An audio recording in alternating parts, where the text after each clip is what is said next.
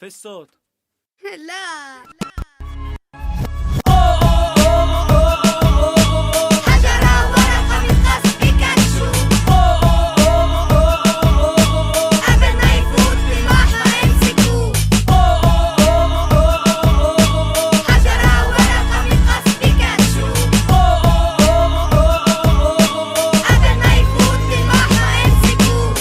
ايش اتفضل على الحارة، المغربيات بتنزل درجة الحرارة، بنلتم مع اولاد الجارة، كلنا هيك وادي حلوة بستان وبرضو العين، نتقسم فرقتين منضل وحدة ايد واحدة. Room number 4 is the room at the Russian compound detention center in Jerusalem, where Israeli police interrogate the children they have arrested. Children and youth are often targeted by Israeli forces. Sahar conducted research on the impact arrest and interrogation has on children.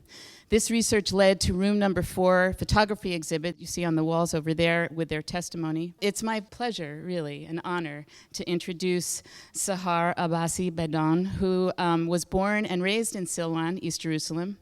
Her family has been there for generations. She's a community activist, runs women's programming, and is the deputy director of the Mada Silwan Creative Center for Children and Youth. Without further ado, I give you Sahar. Silwan, this is a village or a town around East Jerusalem. It's occupied territory. It's under occupation since 1967. Silwan considered to be one of the most oldest and important towns in East Jerusalem. Silwan means tranquility, peace of mind. Unfortunately, all these meanings are not exist in Silwan anymore. In the beginning of the 90s exactly, we consider ourselves in Silwan relying under a second occupation when illegal settlers start forcing their way and start evicting houses in Silwan. The main challenge we face, it's the illegal settlers who force their way into Silwan. We're not talking about any ordinary Jewish family. The most extremist and ideological Jewish who came to live between us with the company of their security, full armed security guard, for sure supported by the Israeli forces. For us, the most dangerous challenge we're facing now, arrest, especially between children. I'm talking about children, I mean children from 6 years old till 17, 18 years old. And it's a daily process happening to children in all East Jerusalem, and in Silwan in particular. More than 50% of the cases of the children, it happened during the night while they are sleeping in their beds, about at the hours 4, 5 in the morning, while I still sleeping. The way they're doing it, they will come to the house, they surround the house with something like 8, 7, 10, maybe more jeeps. And they won't just knock on your door, give you a summons and tell you that you can bring your child or we want to arrest your child. No, they will surround the whole neighborhood. They will deny anyone from getting in or out. They will come to your house. They will start not knocking, I don't know, explode even sometimes. They don't wait for you to open your house to ask, as any other police or any other authority would do. They will come, they will explode the door, they will start. The idea is to intimidate the whole neighborhood. So imagine, let's say 15, 16, 10, 12 years old boy, he will awake just surrounded with something like 10 to maybe more special forces. Usually they are undercover black they will wear. This is the way, with their guns just upon his head.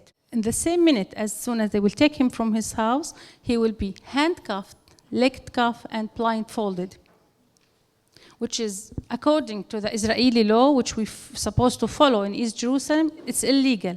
But this is the way they are treating children. During this arrest, they will be denied from food, water, or using restrooms. They will describing those cells as very cold, I don't know, dark, dirty places, not enough. They will take their jackets from them, they will take their shoes from them. The food is very I don't know. It's not something you can give to human beings. They will be beaten, slapped, kicked. Actually, they are focusing on the legs, the hands, the back of the child, the places which you can't easily find a bruise or something. There's nothing being respected. Not their humanity, not being children, nothing is being respected with those children. A 14-year-old boy, do you know, one of the detectives asked him, do you know why we call this room investigation room number 4? Because you Arabs coming to this room on your 2 and going out on your 4, like animals or like babies. An 8-year-old boy, he said that when I asked them to use the restroom, they told me, you can pee on yourself. And just I'm mentioning a few of what really happening with our children. Every morning, we're not sending our children to a war or to fight someone. Actually, we just only send them to their schools. And to be honest, we're not sure if they are coming back alive or not. This is what's happening these days in East Jerusalem. When you go to witness an irrigation with your children, finally they will give you a lot of papers which is in Hebrew, and they will force you to sign those papers. And even if you say, I can't read it, but it's not an option. My children, I can't speak about my children. Their school is just something like 15 minutes from my house to reach their school. Nowadays, they need to go at 6:30 to leave the house because they need to pass 3 checkpoints, and none of these checkpoints will consider that, oh, they already passed one, so we can let them go. No, it's just a few of our daily life, not only in Silwan, in all Jerusalem. Oh, thank you. Any questions?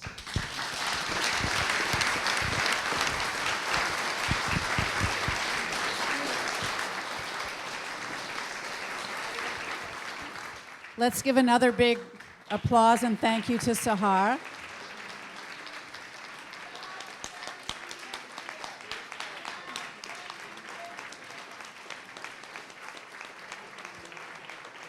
Oh, okay. خلاص امسحها بهاللحية. قرب الليل حرك جريك، نلعب شوي قبل ما يبلش نجي بيك. عقبال ما ألعب غماي، أحط راسي على الحيطة وأغمض عيني.